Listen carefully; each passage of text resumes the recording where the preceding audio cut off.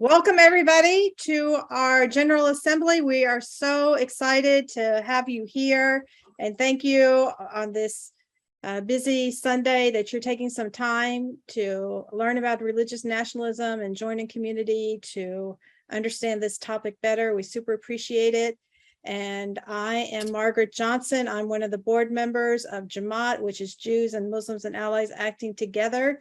And before we get the program started, we want to acknowledge that there was a terrible, terrible earthquake in Turkey and Syria. And we would like to acknowledge that. And our board member Fatima is going to lead us in a minute of silence. Thank you. Thanks, Margaret. I'd just like everyone to allow us all to have a moment of silence for all of those that perished in the earthquake in Turkey, and the twin earthquakes that happened in Turkey and Syria, and send them all positive thoughts and prayers.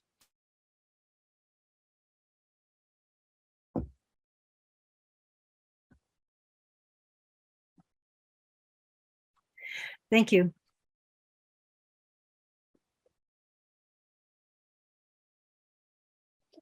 Thank you so much, Fatima. We really appreciate that, and certainly our prayers and thoughts and donations and help and everything we can is for the people of Syria and Turkey and all those affected by the earthquake and all those who lost loved ones. So I'm just going to give the general introduction about what we're doing here today, tell you a little bit about who we are, and get the ball rolling. As I said, JAMAAT stands for Jews and Muslims and Allies Acting Together. And what distinguishes us is that we want to, we feel it's very important to learn about the key issues affecting us and affecting all minorities. But also we want to take action wherever we can. And so it's kind of what we call our distinguishing hallmark.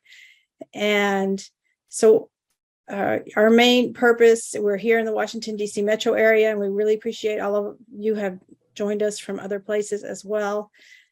And we are engaged in social action, advocacy, and interfaith dialogue to strengthen ties between our communities and to improve the lives of all of us here on planet Earth. Some of our recent activities that we held, we did an Afghan dental clinic in Falls Church, Virginia. It was a huge success. We helped about 75 Afghan refugees with that clinic of all ages. We write op-eds to jointly fight against anti-Semitism and also anti-Islam bigotry and other common threats. And we also want to protect free speech. We've advocated on the Hill for the No Ban Act to prevent any administration from excluding large categories of immigrants without well-grounded reasons, and for the Afghan Adjustment Act to end the limbo that our recent Afghan evacuees find themselves in. We've also advocated for environmental legislation to combat global warming. We've been a catalyst to organize churches, synagogues, and mosques to assist newly arrived Afghan refugees. We've participated in demonstrations on gun violence, promoting humane immigration policies, preserving the environment. And we work together to support on-the-ground projects like Project Rosanna in Israel and Palestine to save lives and improve living conditions. So that's a little bit about who we are. And if you're not a member, of course, we welcome you to join us. And we're so happy you came today. So first of all, just want to go over basic housekeeping. Is that we're going to be doing breakout groups later on, and we're going to sort you into these groups. And to make sure everybody gets sorted correctly with a facilitator, we're asking you to make sure that your name is displaying in your little box. And so if your name is showing something else other than your actual name, just touch those three little dots in the right-hand corner of your box or click on them and choose rename, and you can write in the appropriate name. So how it's going to proceed today is that we are going to have Walter Ruby, who is the president of JAMAAT. He's going to give opening remarks on the rise of religious nationalism as a way to introduce the panel. These will be brief remarks.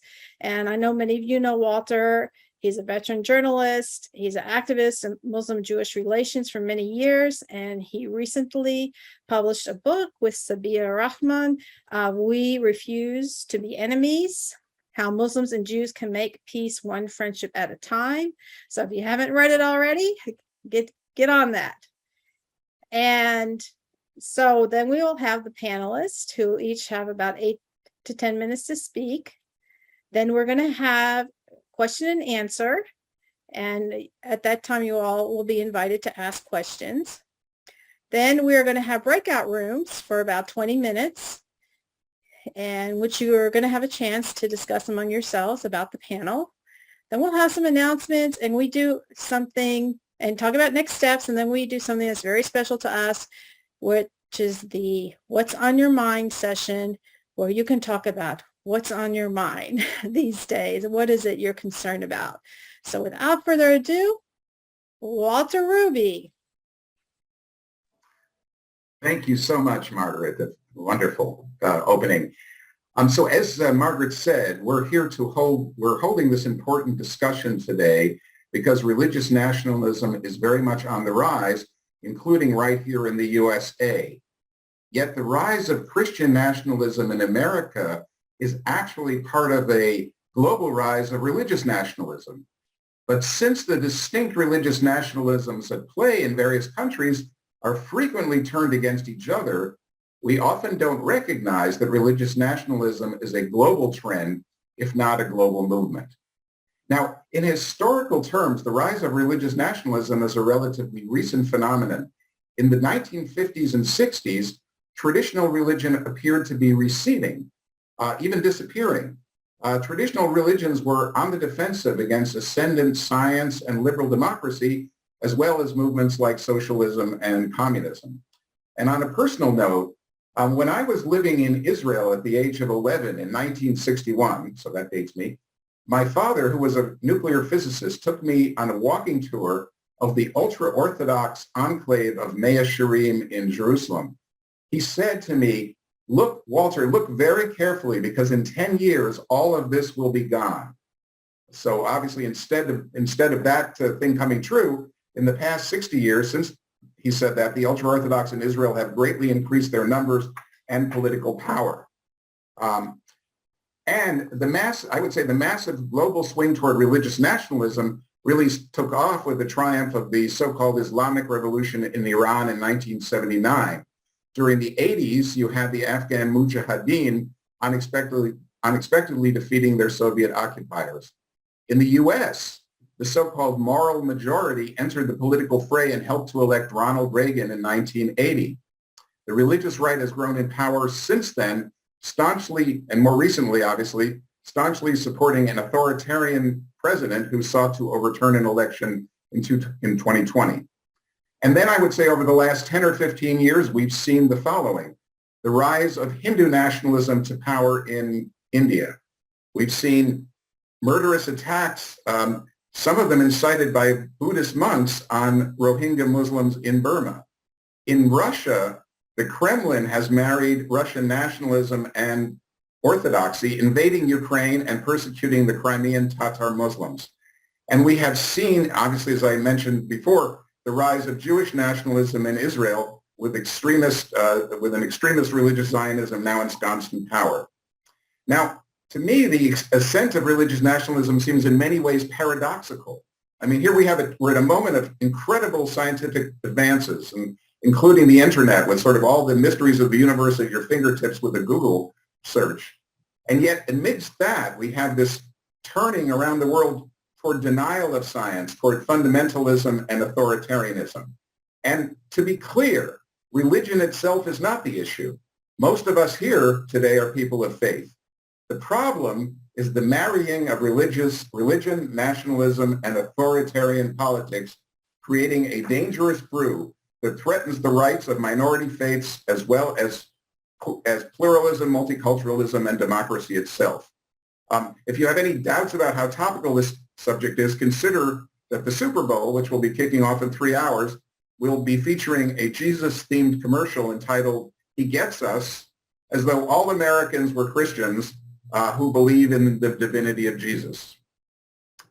So that's the background, and we have, as Maggie said, a distinguished list of speakers, of panelists, who will talk about the dangers of religious nationalism in Israel, the Muslim world, India, and the U.S. And so it's now my pleasure to turn things over to my friend and colleague and JAMAAT board member, Fatima Argun, to introduce our speakers. Thank you.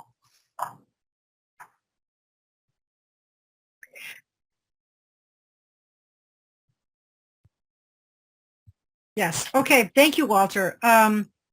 It's now my pleasure and privilege to start off the program by introducing the speakers and get them started with some questions. But before we do that, I just wanted to add one more housekeeping thing to the list, and wanted to just mention that anyone with a question is encouraged to write out the question in the chat for us to ask the speakers when we get to our Q&A. Or they can use the raise hand function once we start the Q&A, and we'll try and get some of those, get to some of each type of question. Okay, so it's now my honor and privilege to introduce our first speaker, Regev Ortal, who is the Senior Government Affairs Associate at J Street. Regev joined J Street in 2022 after moving to Washington, D.C. from Israel. She holds a BA in Political Science from Tel Aviv University and has served in the Israel Defense Forces International Cooperation Unit, where she facilitated communications between the IDF and UN peacekeeping forces in Syria and Lebanon. During her studies, Regev worked as a legislative analyst and lobbied for social justice causes. She also appeared as a frequent speaker on panels on the Israel-Palestinian conflict. Most recently, she completed an internship with the Office of U.S. Shadow Senator for the District of Columbia, where she worked on the D.C. statehood campaign. Yay! Regev is a debate instructor and judge and Hebrew-English interpreter, and she is passionate about strengthening the relationship between Israel and American Jewry. You can follow her on Twitter at Regev Ortal. And Regev, the floor is yours. Thank you so much. I'm not very active on Twitter, but you're very welcome to follow me anyway. But I direct you to the J Street media as well. I only have 7 minutes and a lot to cover, so I'm mainly going to focus on the big picture of what we're seeing happening right now in Israel, and I welcome any sorts of questions in the later Q&A portion on specifics, as well as how to move forward. But what I would like to talk about during my portion today is give you some context as to where the rise of religious nationalism is coming from in Israel, what is happening right now, and what most of you are probably seeing in recent weeks in the media, and what is the current international and domestic reaction to these occurrences. So in terms of very brief context of religious nationalism rise in Israel, as I'm sure you're all aware, Israel was founded by Jewish immigrants from the former Soviet Union countries, so came from a tradition of secularism and socialism. So not quite what we're seeing happening now. But the origin of the rise of religious nationalism in recent decades really comes from 3 main factors, one of which is decades-long conflict, at times or previously with the Arab countries surrounding Israel, and now obviously within Israel-Palestine, and kind of the giving up of the peace process on the likelihood that there will be a solution found in a conflict. Another thing that we're seeing that greatly impacts the religious nationalism movement in Israel is migration of ideas from both Jewish Americans who we can see moving to settlements, and there's a large portion of the residents of the settlements in the West Bank are actually Jewish Americans, as well as support from the evangelical American community for the idea of settlements in one state. And the last main factor that I would like to highlight is hardening against international pressure. as in the recent decades, Israel's survival has been less and less in question, the idea of human rights within the occupation and whether or not the occupation is morally right or wrong has been much more in the sphere of discussion in international forums, and that does cause fractions in Israeli society and politics that harden their views on this in terms of self-preservation. Which is bringing us to today. As you're all aware, right now we have the most right-wing government in the history of Israel. And what does that mean? It's not only people that we're all very familiar with, like Benjamin Netanyahu, who previously in other governments had other fractions that kind of balanced him. He's coming from the Likud party, which is not, it is right-wing in terms of Israel, but it's not necessarily an extremist party in any way, shape, or form. But he's joined by coalition partners that were previously at the fringes of Israeli politics, and that's folks that you're probably familiar with the names of, like Itamar Ben-Gvir and Bezalel Smotrich, who previously either were not at all within the Israeli government or parliament, or if they were, like Smotrich, for example, held much less influential positions in terms of international power, like the Ministry of Transportation, for example, but now have authority over matters that are critical to both Israel's democracy and the conflict. Smotrich is currently holds powers within the finance ministry and is likely to receive a ministerial power within the defense ministry, which will actually give him power over the civil authority, civil administration of the West Bank, and essentially the occupation and the Palestinians who live in the West Bank, as well as Ben-Gvir, who received power over the police as the national security minister, which gives him plenty of power over East Jerusalem specifically, is what we've seen that be most problematic over recent weeks.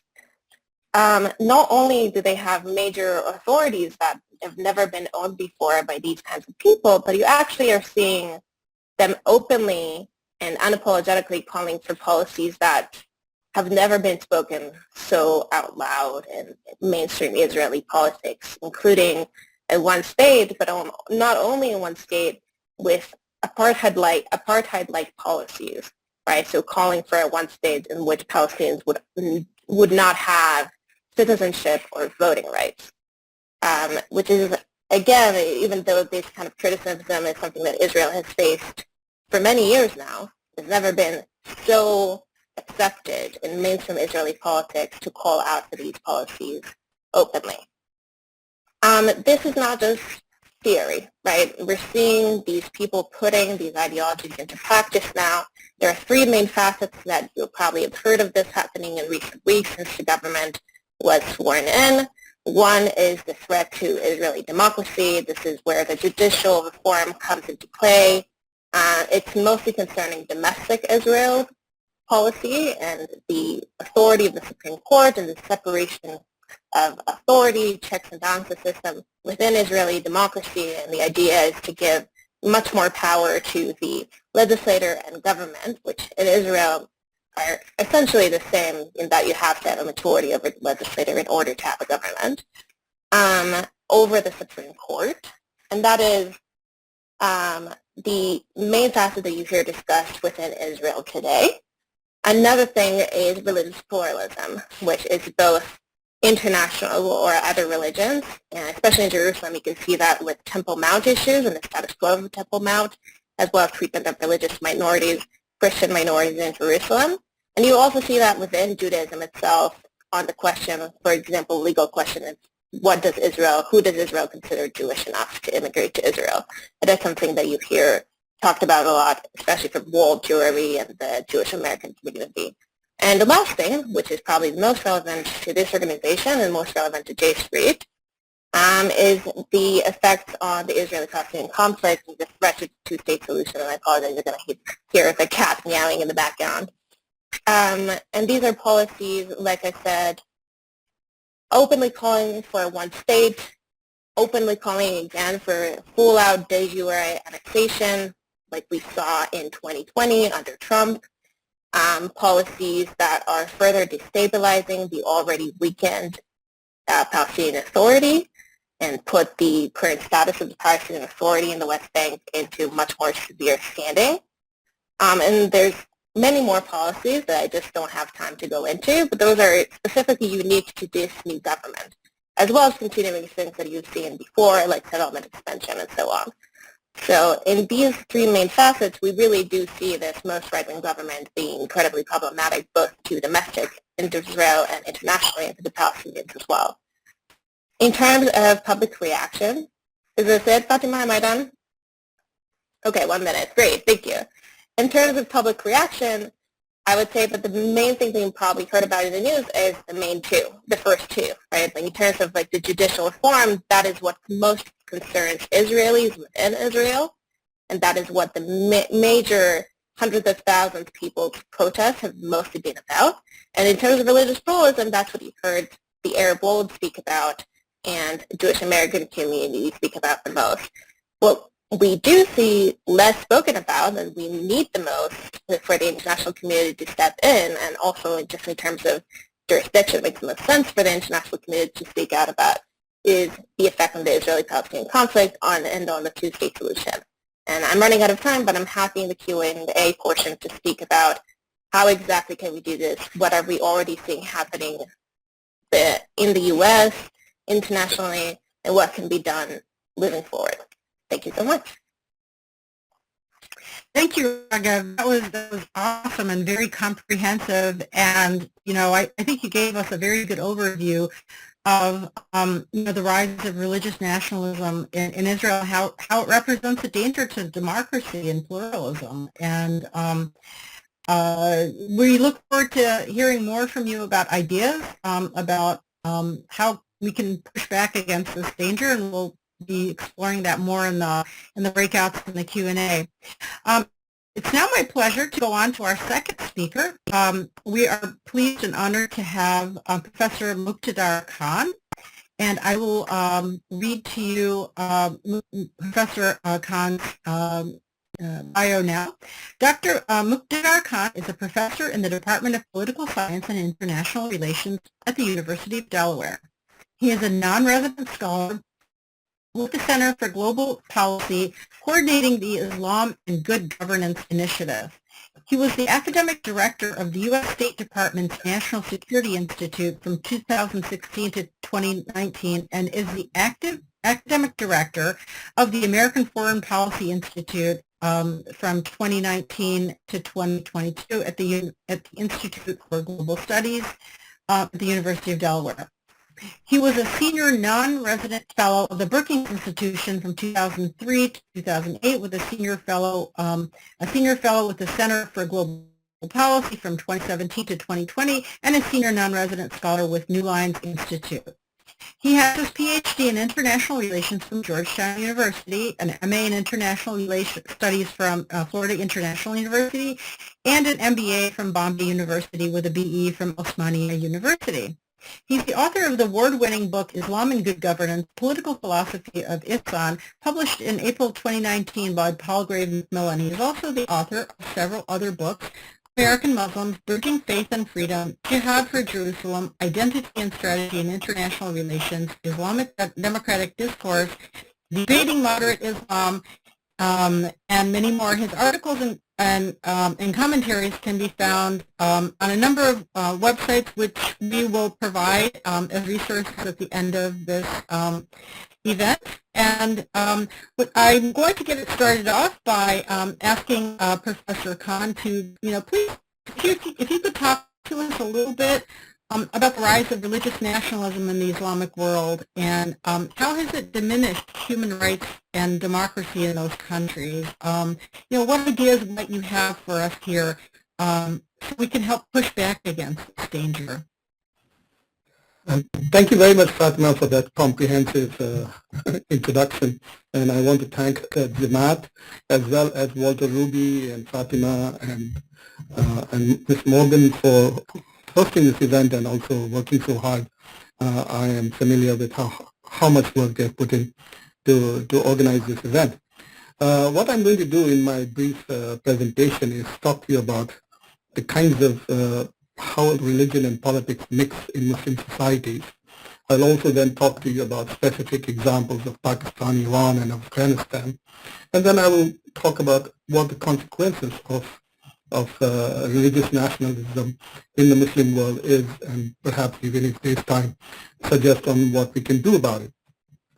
One of the things that we all must understand is that since the rise of what we call as Islamic movements such as the Ikhwan and JAMAAT Islami, or the rise of political Islam and the Iranian Revolution in 1979, there is a view of Islamic political theory which essentially believes that secularism is un-Islamic, which means that religion and politics cannot really be separated, because an Islamic polity is one where Islamic law is essentially implemented, and therefore religion and politics cannot be separated because policy, politics, and the public sphere is infused by religious values.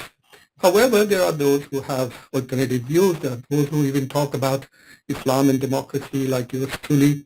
And then there are those who have actually written books on Islamic secularism. So even though the idea that an Islamic polity is one where Islamic laws are implemented, even enforced upon everybody, is at the moment, unfortunately, a dominant view among those who advocate for Islam in the public sphere. It is not really implemented in many parts of the world, and alternative views continue to survive. The only country which was born as a result of religious nationalism in the Muslim world is Pakistan. In fact, there are only two countries which were born that way, Israel and Pakistan, both within a few months, 1947 and 1948. The idea of religious nationalism was that people belonging to this particular religion, in the case of Pakistan, Muslims in South Asia, and in the case of Israel, Jews, the global Jewish diaspora, they needed a homeland where they could live safely without domination from, in the case of Jews, from Christians, and in the case of Muslims, from Hindus, and so they needed a separate homeland.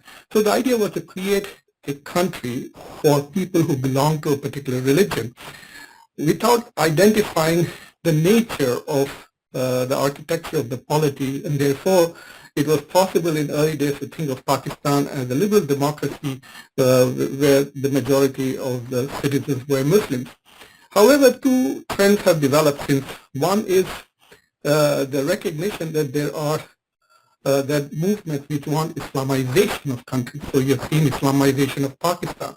So even though Pakistan was created in the name of Islam, it was not seen as Islamic enough, and people, there have been waves and waves of Islamization, and you could argue that Afghanistan under Taliban, if it survives and endures, this could be another country with a new kind of Islamic or Muslim nationalism, which we could argue is Pashtunistan, or for that matter, Talibanistan, or whatever you would like to call. But it is also a combination of religion and ethnicity.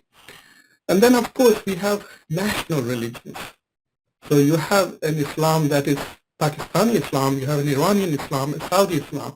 So for example, the punishment for blasphemy, and if you're following the news, there is a horrendous episode that took place in Pakistan in the last couple of days where a person was dragged and killed and burnt on the accusation of blasphemy.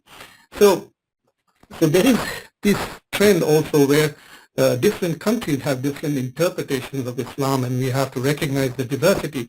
So the Islam practiced by the Taliban, where women are banned from university education, is not the Islam that is practiced even in other conservative countries like Saudi Arabia. Most recently, Saudi Arabia denied a visa to the Hajj minister of Taliban because the Taliban are not allowing women to go to school. So Wahhabi Saudi Arabia is horrified by the gender bias that is being shown by the Taliban. So we have to recognize that there is this diversity. So what is the consequence of this kind of religious nationalism?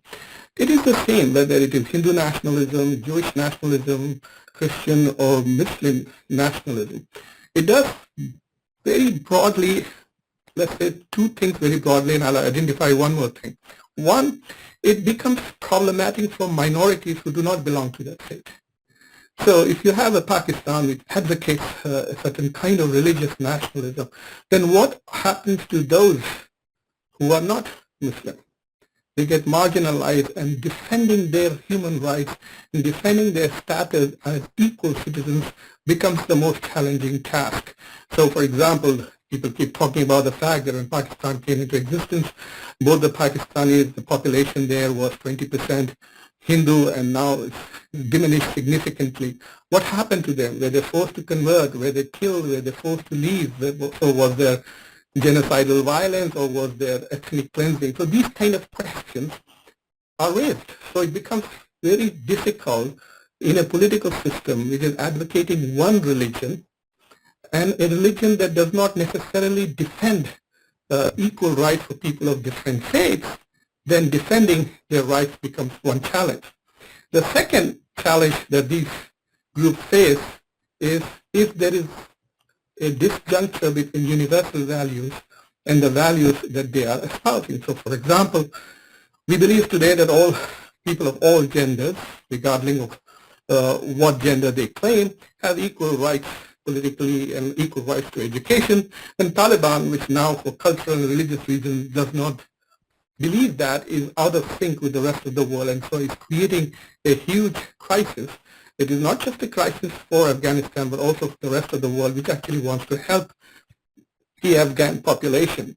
So these are the two immediate concerns with the rise of religious nationalism: is how do we protect the rights of minorities? How do we protect the rights of Muslims in India with the rise of Hindu nationalism? How do we protect the rights of Christians and Muslims in Israel with the rise of Jewish nationalism? And the same in the Muslim world. How do we protect the rights? But in the Muslim world, you also have an additional problem where there are many sects within the Muslim community. So, yes, I'm about to finish. The third one would be that, like the Ahmadiyyas, who consider themselves as Muslims but are considered as non-Muslims by the majority community. So basically, these are the two challenges: how to protect the rights of the minorities and how to promote universal values in these particularized countries. Thank you very much. Thank you so much, Professor Khan. That was an amazingly comprehensive overview of a very complex topic, and I think, it leaves us with a lot more questions, which is good. That's what this is all about: exploring, how we can learn and then take that to possibly the level of the solution. And with that, I am going to be introducing our third speaker. It is my honor to introduce Riya Chakrabarti. Riya Chakrabarti is the Policy Director for Hindus for Human Rights, where she leads the organization's advocacy efforts with government actors. Hindus for Human Rights provides a Hindu voice advocating for human rights around the world and resisting religious nationalism. Throughout this work, Riya has led efforts to advocate on behalf of political prisoners and in support of conditions to aid to India. Her writing has appeared in Foreign Policy Magazine, The Diplomat, and South Asian Voices.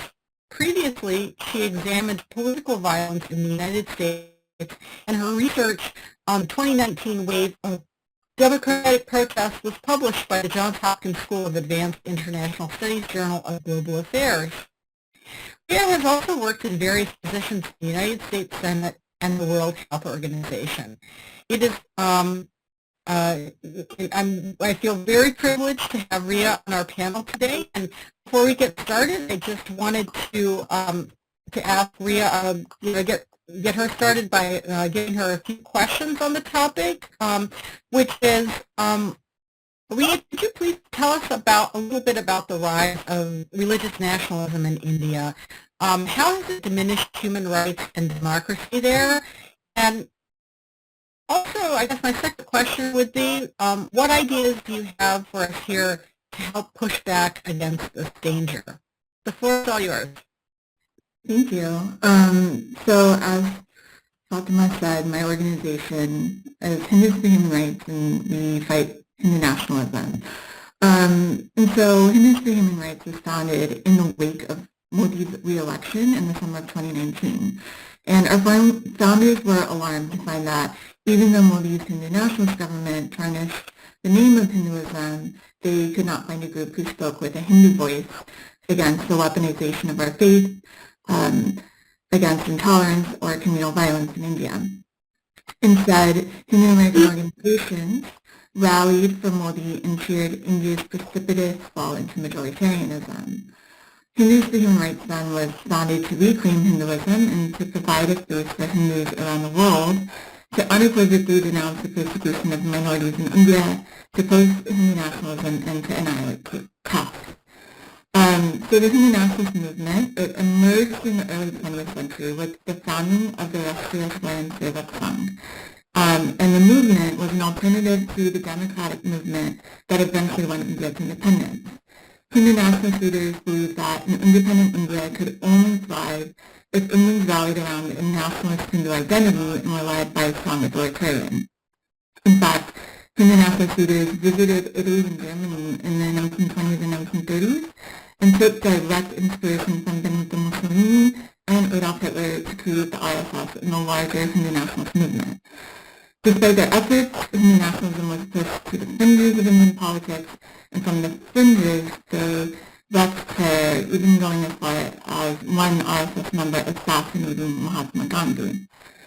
At the same time, leaders of the movement have methodically carved the path to the mainstream, and now India's government is led by Prime Minister Narendra Modi, who is a lifelong RSS supporter. In this position, Modi has stacked his government with fellow Hindu nationalists, and together they have cracked down on anyone who criticizes the government or the Hindu nationalist project. Hindu nationalists use anti-terror laws, such as the Unlawful Activities Prevention Act, and through this, the government arbitrarily arrests critics of Hindu nationalism. State governments have passed anti-conversion laws, and the Indian Parliament passed the Citizenship Amendment Act, which conditions citizenship on religious requirements. Last year, Indian authorities arrested more than 100 members of Islamic organizations for supposed international activities, and when Muslims demonstrate against Islamophobia, Hindu nationalist leaders order that Muslim homes be bulldozed in retaliation, citing that these houses that people lived in for generations are illegal constructions. Hindu nationalist state and local governments have also tried to impose meat bans that interrupt not just non-Hindu worship, but also religious rituals for many Hindus like myself. These policies demonstrate that the Indian government has clearly wants to silence and persecute minorities. While the Indian government has cracked down on critics of Hindu nationalism, the Indian government has allowed people to attack minority communities with impunity. This isn't surprising for a government led by the same man who, as chief minister, refused to intervene when Hindu mobs terrorized Muslims during the 2002 Gujarat pogroms. When Hindu nationalist mobs repeated the violent pogroms of 2003 in Delhi in 2020, Modi said nothing. In December 2021, when a group of Hindu leaders called for the mass killings of Muslims, Modi also stayed silent. Over the course of his career, Narendra Modi has refused to denounce anti-minority violence and knows that his strategic silence is tacit approval for the violence. Hindu nationalism doesn't just happen in India, but throughout the Hindu diaspora.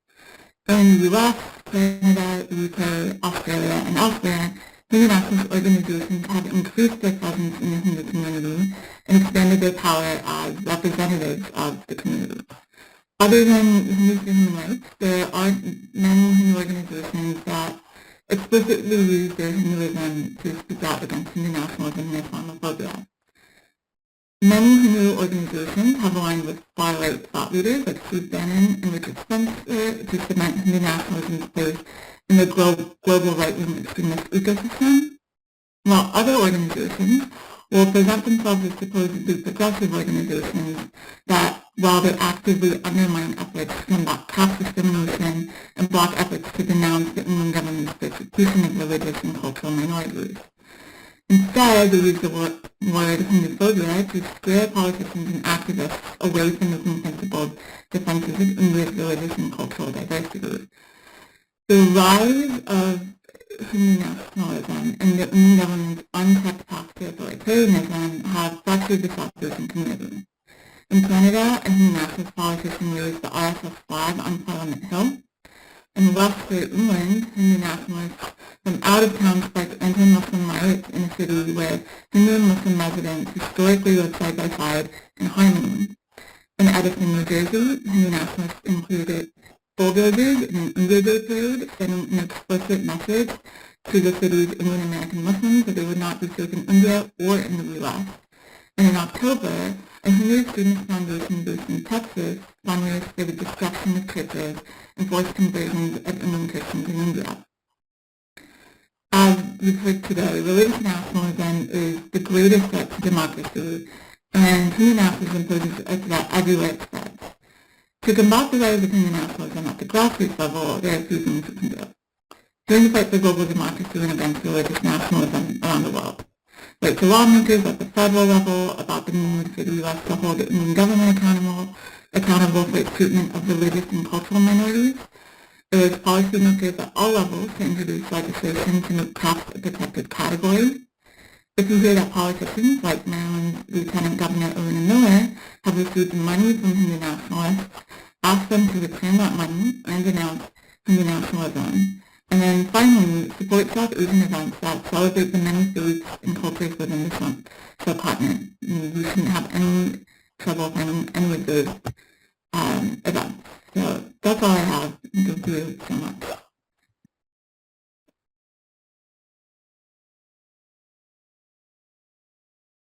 I knew myself first. That was great. Thank you so much, Priya. That was like pretty amazing. Just a lot of information there, and it's so heartening to see that people are really doing work on recognizing these issues and taking action, and that goes for for everybody, not just Hindus and human rights, but also people in the Muslim world and in the Jewish world as well. And with that, I am going to go on to introduce our last speaker, last but not least, Amanda Tyler. We are honored to have her here on this program. Amanda has done a tremendous amount of work on Christian nationalism, which is the largest threat, I would say, probably to us here in the United States. Not that it's confined here, but limited to actions here. But I think it's something that has been talked about a lot and for a good reason in recent times. I'm going to start by reading Amanda's bio. Amanda Tyler is the Executive Director of BJC, the Baptist Joint Committee for Religious Liberty, lead organizer of the Christians Against Christian Nationalism campaign, and co-host of the Respecting Religion podcast. Leading BJC as it upholds the historic Baptist principle of faith freedom for all, Tyler's constitutional law analysis and advocacy for religious freedom have been featured by major news outlets including the New York Times, the Washington Post, CBS News, ABC News, CNN, and MSNBC. Religion News Service named Tyler one of 2022's Rising Stars in Religion, and she regularly preaches in Baptist churches, speaks at denominational gatherings, and leads sessions on college campuses and with community groups of all sizes. She testified before Congress in 2022 about the ways in which Christian nationalism provides cover for white supremacy, and in 2018 about threats to religious liberty around the world. A member of the Texas and U.S. Supreme Court bar, she has experience working in Congress, in a private legal practice, and serving as a law clerk for a federal judge. Tyler is a graduate of Georgetown University and the University of Texas School of Law. Hook 'em.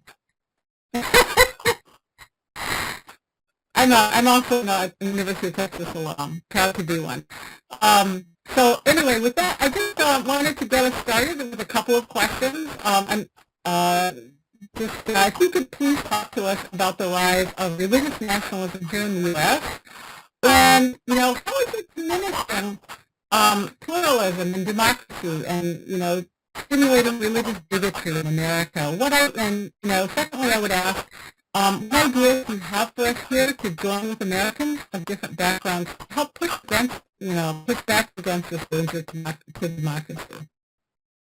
Well, thank you so much, Fatima, for that introduction and for those centering questions, and to all the panelists. I think having this global perspective on religious nationalism is key to combating Christian nationalism here at home.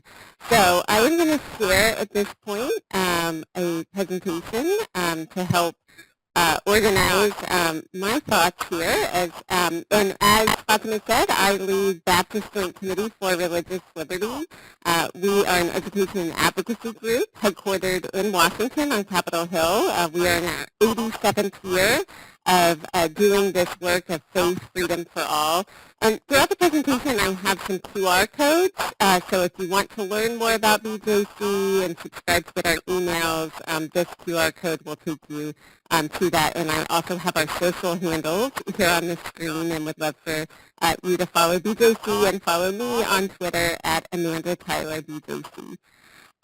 So I always start with the definition of Christian nationalism, because I think it's very important that we are speaking the same language and talking about the same thing when it comes to this concept. So at Christians Against Christian Nationalism, we define Christian nationalism as a political ideology and a cultural framework that seeks to merge American and Christian identities. Put another way, Christian nationalism in the American context suggests that to be a true American, one has to be a Christian, and to be a real Christian, one must hold certain religious beliefs.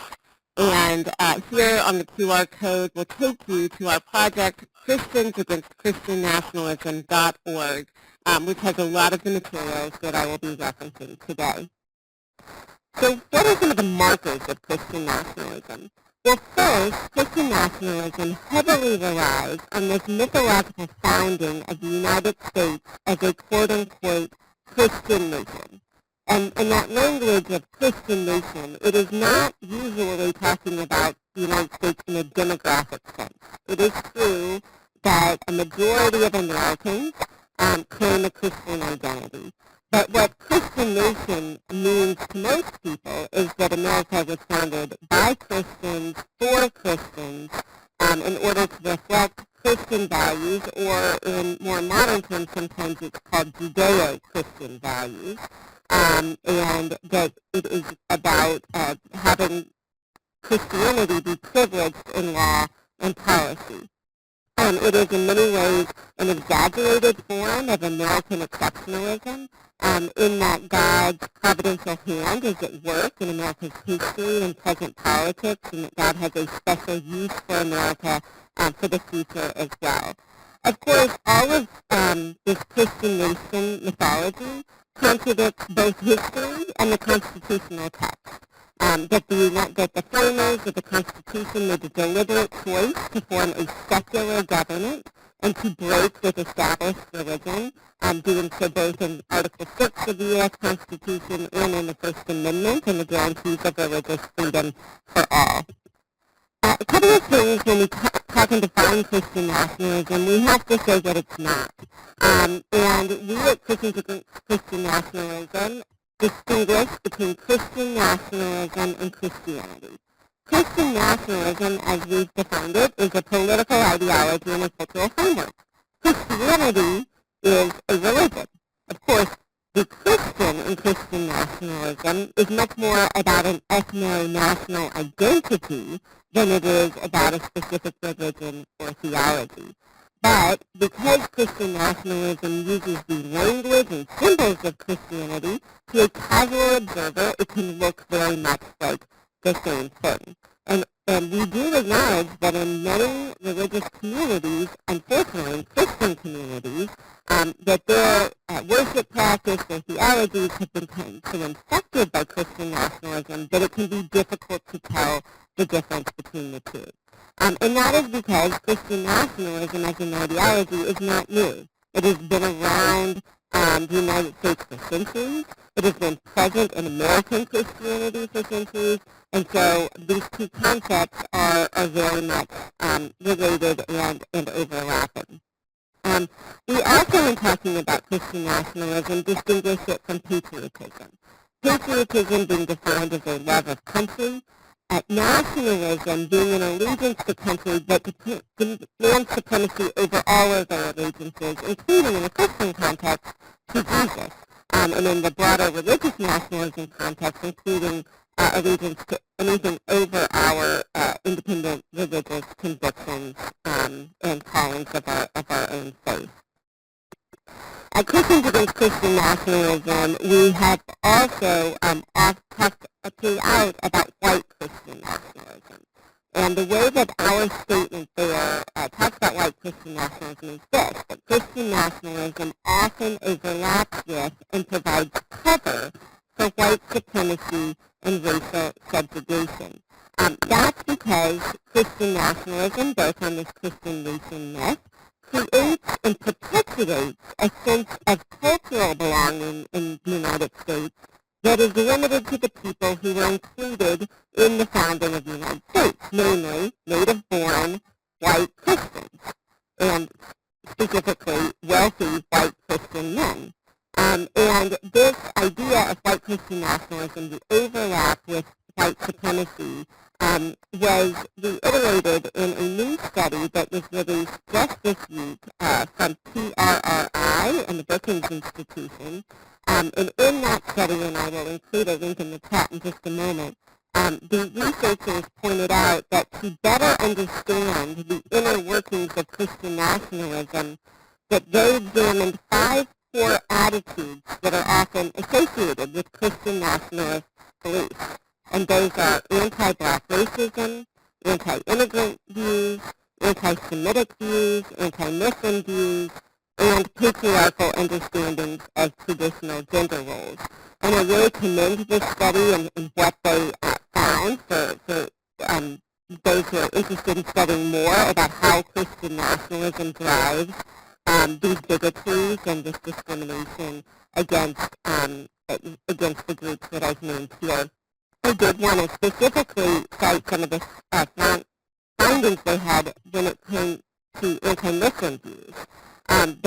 The study found that about 3 in 10 Americans agree that with the statement, we should prevent people from some majority Muslim countries from entering the United States. But when they looked at those who were most sympathetic to Christian nationalism, that number of 29% went up all the way to 49%.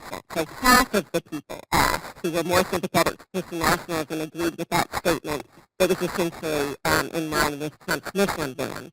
And then with those who were most adhering to that, to Christian nationalism, that number went up to 67%. So we see that the more you hold Christian nationalist views, the more likely you are also to hold anti-Muslim views as well. And this statement also acknowledges that Christian nationalism operates a lot like racism, that it is pervasive, it touches every aspect of our culture, and we are seeing white Christian nationalism impact our local schools, with fights over curriculum, for instance, about the teaching of slavery and racism, and finding that in many school districts that the leaders there would rather teach the Christian nation myth than a more candid assessment of American history. And so as I wrap up, with the question of what can we do? And I would say, number one, it's important to learn more about Christian nationalism, what it is and how to recognize it. And this QR code, again, will take you to Christians Against Christian Nationalism. We have a link there with a number of reports and recommended books on the topic if you're looking to study more about Christian nationalism. 2, I would ask this group to commit to standing against Christian nationalism. That silence in this work is complicity, and by forming something called Christians Against Christian Nationalism, we are taking on a special responsibility as Christians to call out Christian nationalism. And so for those on this call and those friends that you have who are Christian, we would ask that they sign and take a public stand against Christian nationalism at our website. But I want to point out that this is very much an allies project, just as in JAMAAT's name, that we have this so that people from other faiths and people who don't claim a faith tradition can point to our project to counter that false statement that to be against Christian nationalism is to be against Christianity. That is, I think, a misunderstanding that is keeping a large number of Americans from directly confronting Christian nationalism, and so we want our project to be a resource for all of you. And finally, as you go into your breakouts, we just ask that you check out our resources on Christian nationalism on this website and share them with others. We have a 10-part podcast series on the dangers of Christian nationalism with an accompanying study guide, and just ask that you check out our resources and share them as appropriate. And so with that, I'm going to end my sharing and hand it back to Fatima.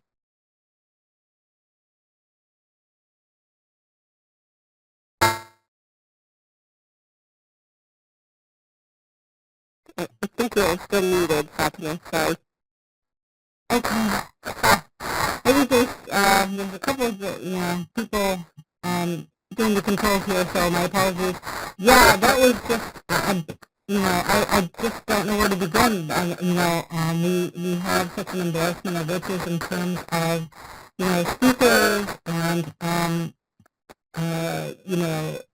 the content that they've got here definitely gives us a whole lot to talk about. And with that, I know that a lot of you have a lot of questions. I'm sure that the presentations have created a lot of things for us to think about, and that takes us to the Q&A portion of our program, which my colleague and fellow board member, Gary Sansdiner, will be handling. So turning it over to you, Gary. Hi. Well, thanks so much, Fatima. Gary Sansdiner. Welcome, everyone. Just a couple rules of the road before we get started. We are looking for questions from anyone. I see one or two in the chat so far. I'm going to start with those, but anyone is welcome as right now to write anything in the chat. We'll try to get to that, or raise your hand. And we think the Zoom will put the people who raise their hands in order. So we welcome any questions. We ask that you please make the questions in the form of a question and not any extended commentary. And rule of thumb is please end whatever you have to say to us, which hopefully will be just a few sentences with a question. We would appreciate that, and anyone who asks anything. So let me start. I have a question here from Ahmad in the chat. A question to Redwood, which is, have you seen the film Till Kingdom Come? And can you comment on the links between the nationalist settler movement in Israel and Christian nationalism in the U.S.? Thank you, Gary, and thank you for the question. The movie Till Kingdom Come is the movie that referenced quite often in my space, and I believe we could get that on YouTube a number of years ago. And I actually suggest this concept in this to illustrate organize a journal about the results of Christianity to the very activist concept. So this is very much my other sectors of the journal. So I'm definitely intrigued to hear what Amanda has to say about this topic as well, especially particularly in Christian nationalism. But in terms of the links to the national settler movement in Israel, I think there's a number of things to keep in mind. The ideological lens is mostly based on the religious understanding or the religious view in Christianity, and then for Christianity specifically, regarding the other times, and specifically the sect that believes that in order to bring about on the government of Israel, Jesus did not have an land of Israel that's entirely occupied by Jews, and that obviously very much supports the not just religious settler movement that believes of intelligence and individual. There is obviously an unquestionable that is the elephant in the room that a lot of the times the state of Israel does not talk about, which is in that specific Christian belief that I'm referencing, then anyone who does not, convert to Christianity believes in Jesus the blood of God, will obviously not survive this empire. And that is something that the state of Israel has chosen to ignore on this part of it, in order to continue receiving its support from the very specific sections of the Black Christianity that is relevant to us. And that's something, again, that I kind of talked about briefly, but this community tends to be a lot less critical to Israeli state policies than, for example, the Jewish American community, which is, for the most part, liberal, democratic, reform, they're concerned with human rights, and for the most part, support the occupation and partial peace solution. So it is easier for right-wing Israeli government to accept the support of such Christian nationalism movement, which is not criticized it, than to work with the Jewish American community that openly challenges its policies. And you see that in lobbying in Congress, you see that in some of the statements, but then you see that this is some of the funding for facilities and settlements, funded for resettlements, and generations into Israel. So that connection between the Christian nationalist movement in Israel and is based on some religious understanding with a deliberate choice to avoid conversations about various religious understandings cannot coexist in terms of benefiting each other's sources with some interest. I hope that answers the question. Amanda, do you have anything brief you want to add on this? Yeah, I'll be very brief because I thought that was a fantastic answer. And I did want to point out I really appreciated how you acknowledged the diversity of Christian theology and thought on this issue, which I thought was a common theme throughout all presentations. But that's one of the real problems with religious nationalism, is it takes one specific theological point of view and tries to impose it through state control and power on everyone, and that harms both religious minorities who don't hold that view, but also other inter-religious groups that don't hold that view. And the only other thing I would share here is I think that this link between American policy towards Israel and Christian nationalism is made quite clear when you hear statements from, for example, Trump supporters who would say that Donald Trump did more for American Christianity than any other president in history, which that is a direct quote from people, I believe, including his son, who has said that. And as Exhibit 1, they say because he moved the embassy in Israel to Jerusalem as an example of what he did for American Christianity. So they very much see this link between the two policies and what they're doing. Thanks, Amanda. Another written question here from Dan Steele. Daniel's iPad Pro Gold is from Daniel, which is what suggestions can you share on how communities can form alliances to create a groundswell of communication, education to resist propaganda being used to tell people that nationalists are agents acting on the word of God? And our question is referring to some of the narratives found in Catherine Stewart's book, The Power of Worshippers. Is that Dan Steele or another Daniel? He's asking. Dan? Okay. Give anyone? That's not me. Okay. All right. We'll practice from that. Again? That was me. That was Dan that, yeah. Okay. The panelists want to answer that, or... I couldn't, so, because in analysis in a new context, it's not just like Muslims who are being persecuted. The idea is first a religious minority, but there's also Christians, and then there's also people along caste lines, so people who are indigenous or white or lower caste. And so oftentimes people are forming alliances out of necessity, out of the clear numbers of like Muslim, Sikh, Christian, Indians having to resist Hindu nationalism. And oftentimes if you listen to Indian Christians and groups talk about why do they partner with Muslims, it's often because they're all trying to survive together. And then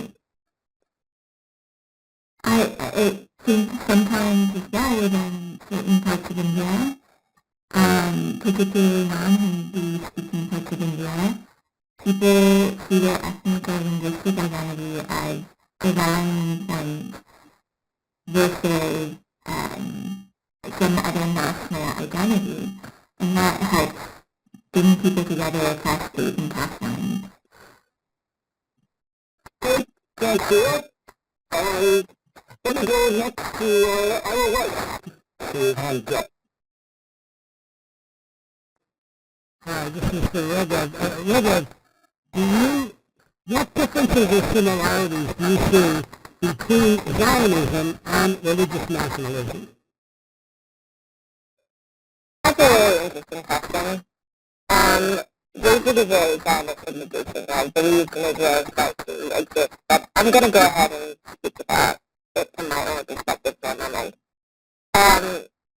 Zionism obviously looks at the Jewish as an ethnic identity as well as religious, and looks at the Jewish people's right to self-determination, which I think in a lot of perspectives such today, Zionism means different things to people, and that's something that I've been confronted with when starting on the Zionist before.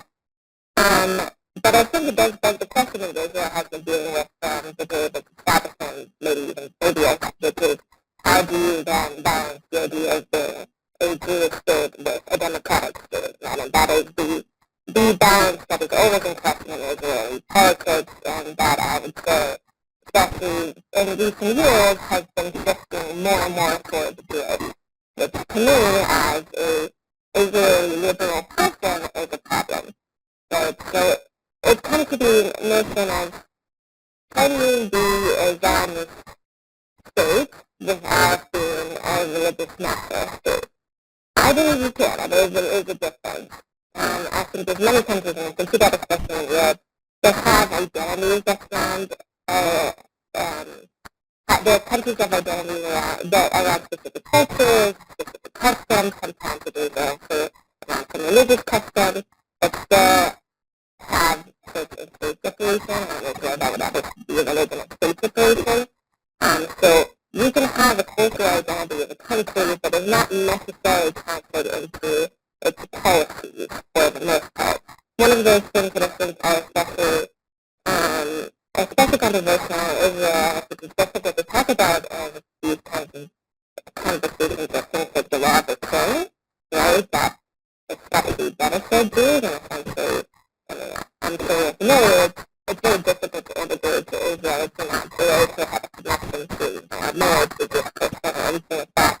It's practically impossible, and those are the kind of things that you hear from Israelis or Palestinians, refugees that would like to return to their land to find before the youth. They bring this up to a lot of times in the way that goes Jewish privilege and various things. So it's always a question of balance. And how can you be a Jewish state without being a religious national state? To me, that is again, for the most part, separating religion and state, and maintaining policy that's much more leaning towards the democratic side and toward the religious side, even if that means that the country will have services open and Shabbat and anything like that. And I think also Zionism is rooted in the concept of recent history, right? Anti-Semitism is not recent history, but it is rooted in the recent history of the Holocaust or the hate crimes that brought people from Russia, Empire to Israel, all of those things. And I think maybe in the future, that will hopefully no longer be a problem, and then we'll see how the Zionism is not involved in that.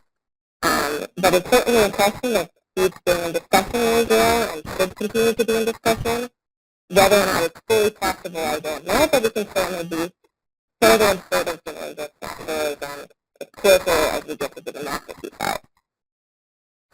Hey, thanks, David. Next question is ICM Modular Solutions. Hope I didn't butcher your name too much. That's fine. I am not very good at Zoom using. I hope you can hear I lost some of it.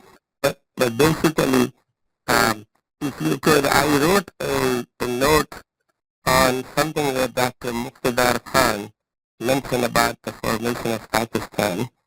And if you could, I'd appreciate if you could read that. It's not out of the time and read it, but I thought it could have given a little bit of a confusion and a wrong impression about the formation of Pakistan as an Islamic state per se. So my understanding is, I have grown up and I was around when Pakistan was formed in India, and my family still lives in India. But there was just one group which wanted a separate country for Muslims of majority areas. But Mr. Jinnah was a secularist, and he never asked the Islamic State. In his inaugural address, he had an inaugural address which is recorded there from the Parliament of Pakistan, as I personally myself, and was that of each full freedom and minority rights to everyone. So that was, I just wanted to clarify, unless someone wants to comment on that. I would like to make a comment on that, if you don't mind. So, first of all, I did not say that Pakistan was created as a state. I just said it is a religious nationalist movement, and this could have chosen to become a liberal democracy, as Mr. Jinnah had at some point said. However, Mr. Jinnah made lots of promises to different people. He went and told the millers, you can have a Pakistan, and Pakistan means La ilaha illallah, which means there is no God but Allah. So there is a huge raging debate since 1947 as to what the original intent was of Jinnah. But regardless of what Mr. Jinnah's intent was, the direction that Pakistan has taken is oscillated between studying to be a democracy, a hybrid democracy, often governed by the people, and wave after wave religious extremists.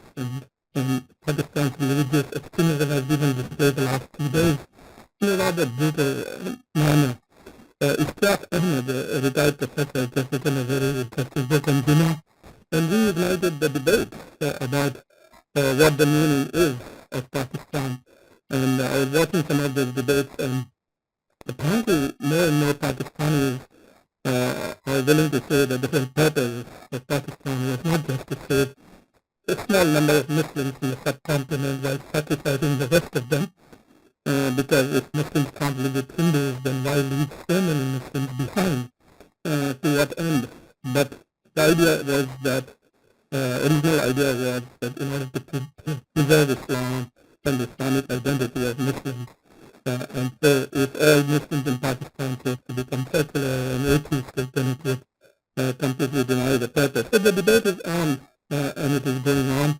And the fact that the PPP, any other Islamic movement has not fully captured Pakistan really shows that debate hasn't been won by either side. So there are secularists in Pakistan who do want it to be a liberal democratic state, and then the Islamists who want to impose some kind of a Sharia model since 1979, since the time of the Al-Haq. Even before that, with Jamaat Islami. So Pakistan is a good place to study the tension between ethno-nationalism and religious nationalism. And also, as I said, the Islamization project. So you can see both going on in Pakistan at the moment. Yes, so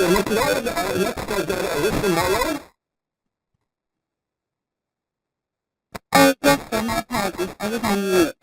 So, I'm curious if folks have thoughts on the role that they think government should play versus the role that private sector and services organizations themselves can play. I used to do some hand-gun violence extremism work. I was a federal government employee myself. So I recently was brought to my attention that the FBI redacted a report where they, I'm going to blow this a little bit, my apologies. There's something about linking Catholic extremists to hand-gun violence extremism, and they redacted it. And I wondered if understood at the time that people had, thoughts on the different roles between the two, the partnership, anything along those lines. I'd be curious to hear your thoughts. Thank you very much.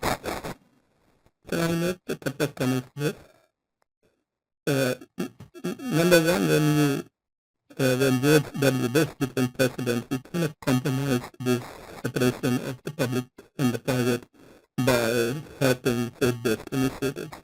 And I remember saying in a rather sarcastic fashion that even Al-Qaeda is a faith-based initiative.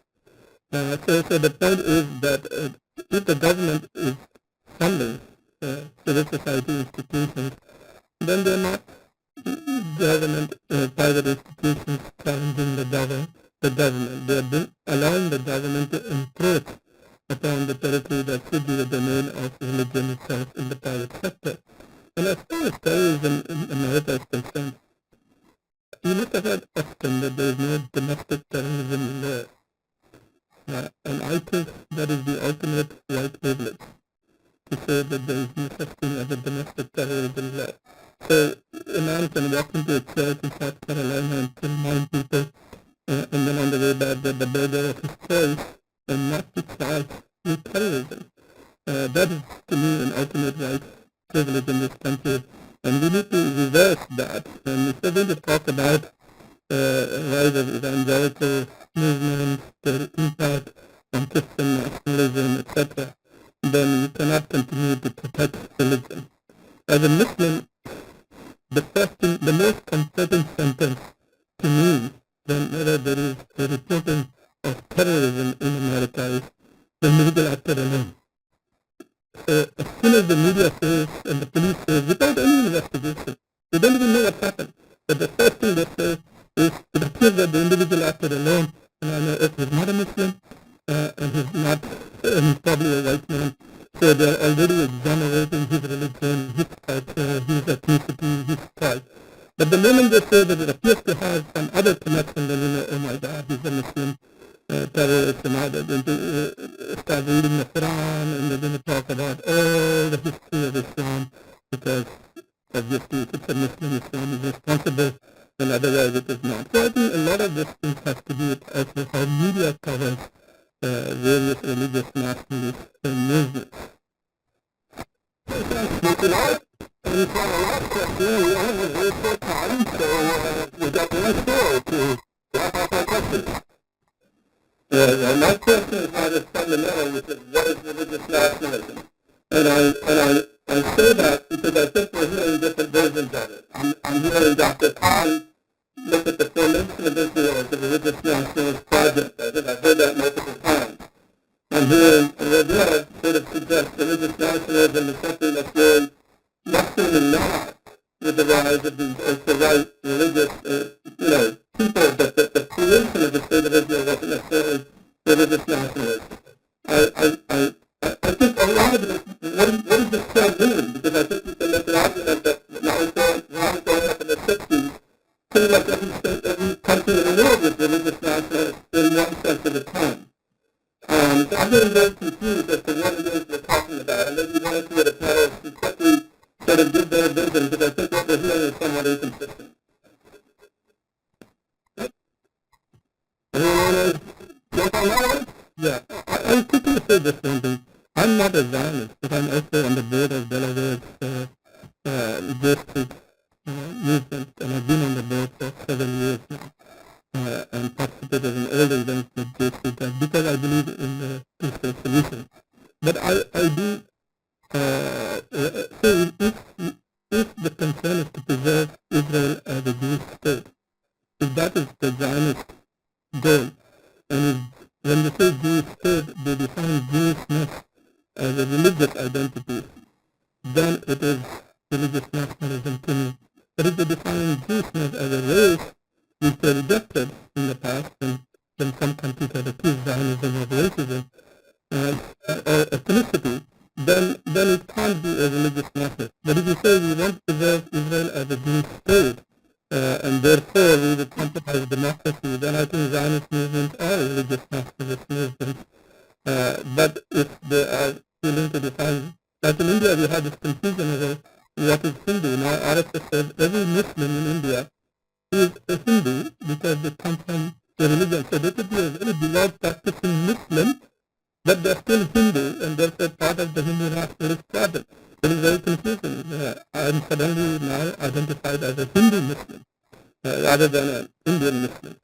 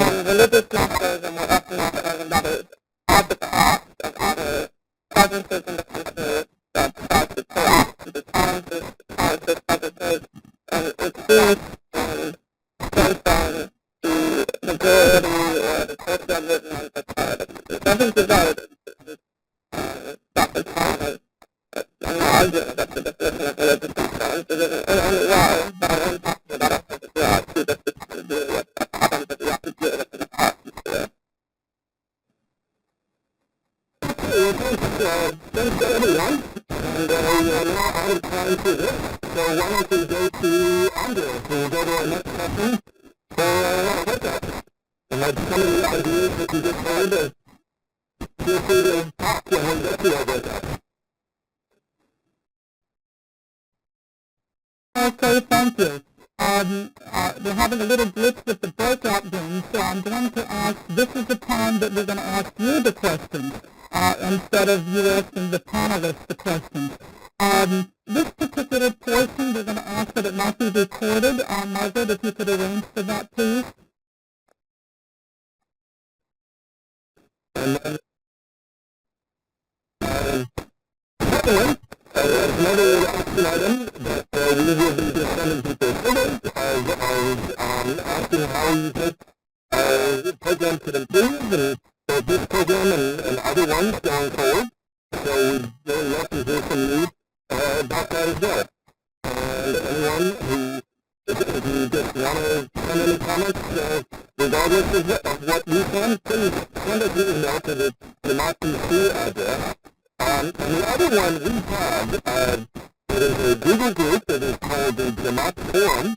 We have now 43 people in it, and we do email conversations on issues of interest to anyone. This just happened to come up, and to get on that, you need to be invited, but all you need to do is send the JAMAAT PC an email for it. We will then send you an invitation. And then after that, you're welcome to join us. I can tell you we already had one of the people, Jim Alman, who had sent some comments a day or two ago on this subject, on religious nationalism in India and Israel. But I think that this is subject to other ones. We'd like to make it into more widely forum for exchanging views on anything relevant to what we're doing, and a relatively small group. So, important that as well. Okay, thank you, Darius. So now we're going to turn this over to Susan Weiss. So what's on your mind? Are there any additional thoughts that any of you would like to share with us?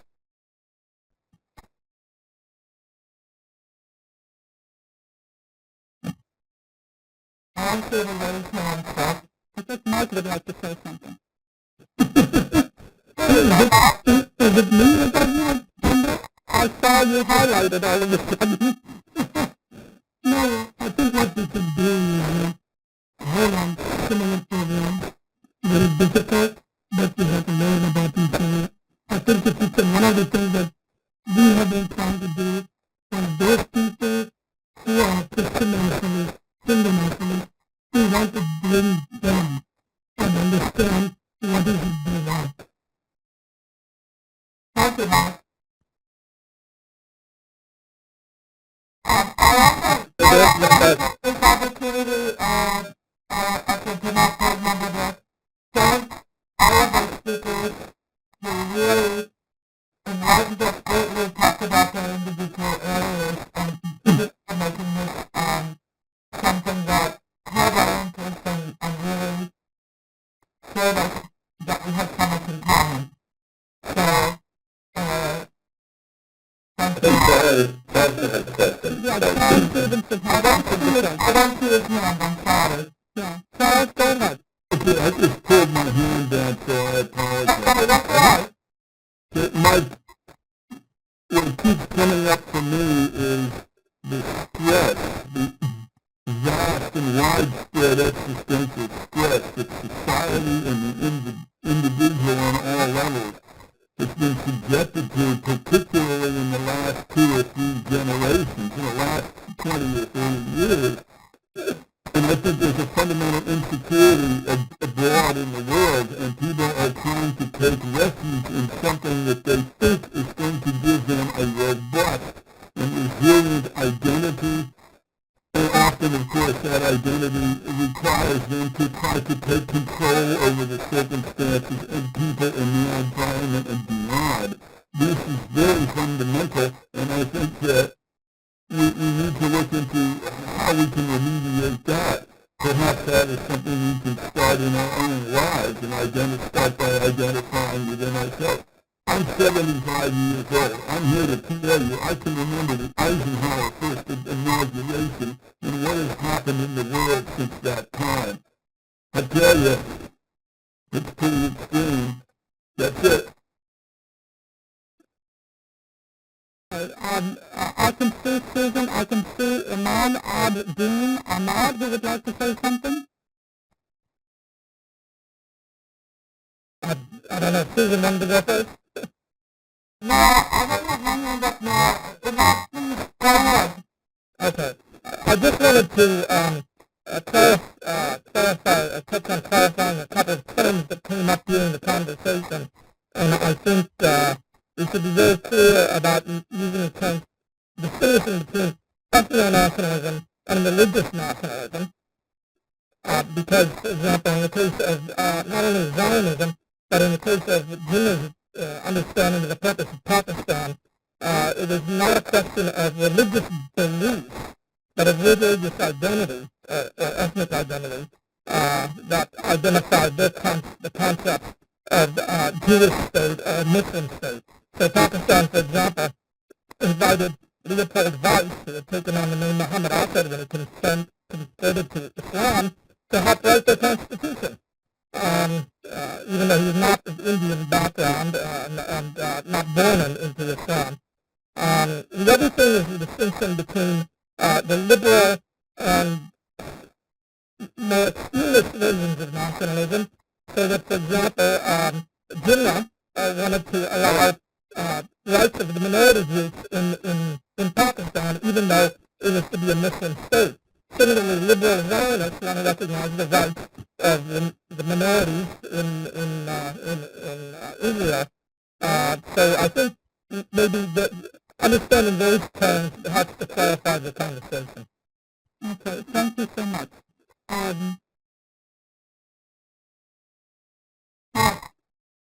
Yes, unmute, Mark. Mark, you need to unmute it. Yes. Reading the sensitivity.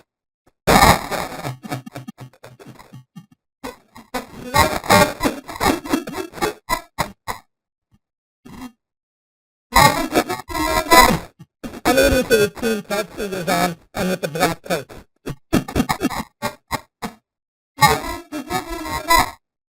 No. Okay.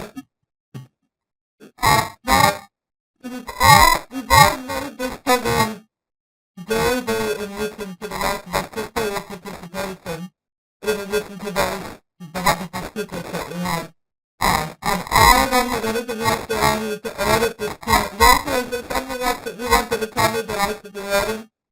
No, I think that's it. Again, I think they all said basically it's wonderful speakers and given us so much to think about and work on. And I just want to say that I agree with some of the thoughts said about the why of religious nationalism or ethno-nationalism, and JAMAAT makes a good sense too that we probably need to be a little sharper in the students, but yeah, that I think it's the field of modernity and said that so that may be something that we all want to think about and that as we deal with the phenomenon is divide, and that may give us something. But again, just a huge thanks to all of you and just do it. Thank you. Yes, I do. Before you go to the Super Bowl, I have something I think very, very important to share with all of you. So I would like to paraphrase a beautiful interfaith prayer that happens to be in the Quran, table spread 548. Each of you has your own holy book. Had God wanted, he would have created you one community, but he did not, to test it. So why then to live with one another and do good works? And so JAMAAT today hopes that this gathering is one of the good works, wanting to bring people together, not only to hear the challenges among the religions in the world, but also to want to do something about them. Isn't the essence of all of our religions compassion, mercy, harmony, peace, and love? So our prayer is that one day we can see each man and each woman as our beloved brother and our beloved sister in the family of humanity. So we invite you to join with JAMAAT and help us make this a better world. Thank you all. Amen. That's a wonderful way to end our program. Thank you so much, Andra. Thank you, Andra. Thank you.